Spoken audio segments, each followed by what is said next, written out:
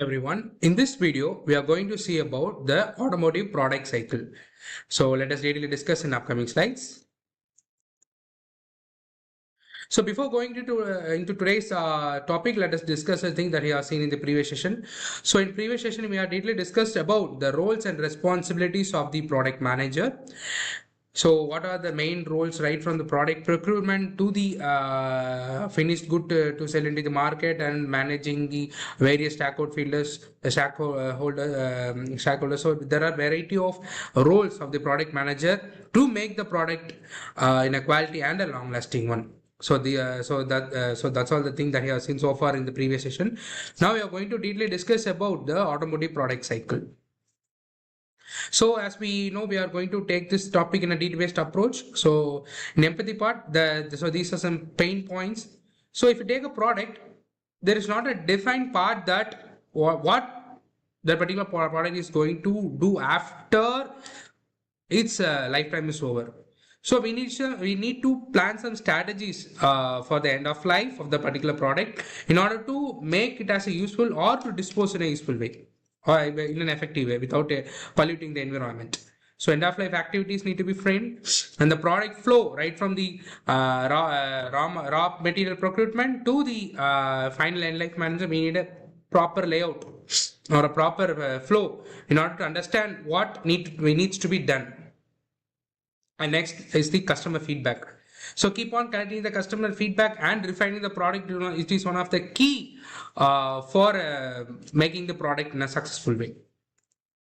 So we need a complete journey of a vehicle right from the concept creation to the withdrawal from its from the market, right from the first concept creation to the final end of life activities. We need a flow chart which just illustrate how this product flow has been happened. So for that, yes, we can use the automotive product life cycle. So it is a systematic process in which a vehicle progresses from the concept and design to the production and the market introduction, and to the next stage of maturity, decline, and end of life management. So this automotive product life cycle covers the whole thing in a single flow chart. So this is the flowchart of automotive product cycle management. Yes, the first is the concept and idea generation, where we collect the needs from the customer and the market opportunities of the particular product that we are going to manufacture, and also analyze the competitors and trends and develop the initial concepts and the feasible studies. And next is the design and development.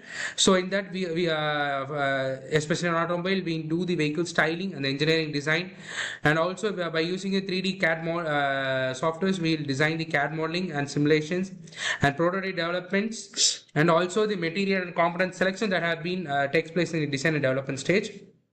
In testing and validation, so the performance testing, the durable testing, the crash testing and emission. So these are the tests that will carried out in our automotive products in order to make sure it performs good. And next is the production and manufacturing. And after all the testing in the design stages, we will move into the production and manufacturing, where we will procurement the raw products, raw materials, and make into a fine automotive product.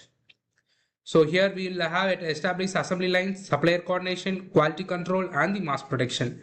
And next stage is the product launching. It is nothing but the car launching of introducing into the automotive market. So product launch campaigns, dealers training, the advertising and promotions, and initial customer deliveries. So these are some market introduction. Next is the growth stage.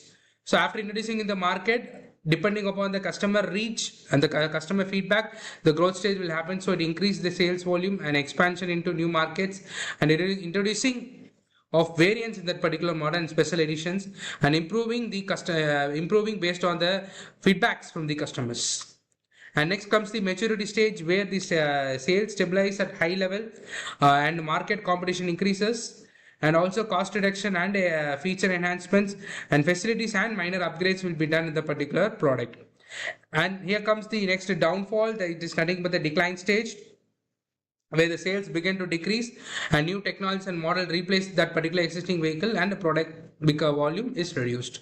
And last is the end of life management, where the particular product is totally finished, where the production is discontinued, and spare parts and support continues for the particular product, and vehicle recycling and disposal standards will be followed, and lesson learned from the existing product will be implemented in the future development for making the successful product.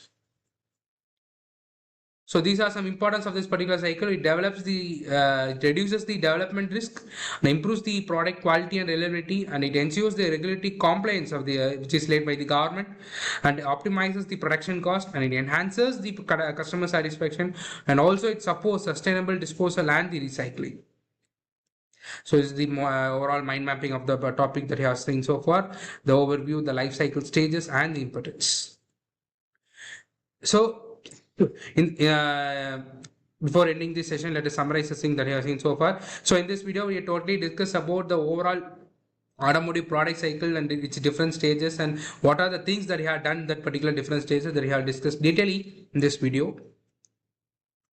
Yes, thanks for watching this video. Thank you.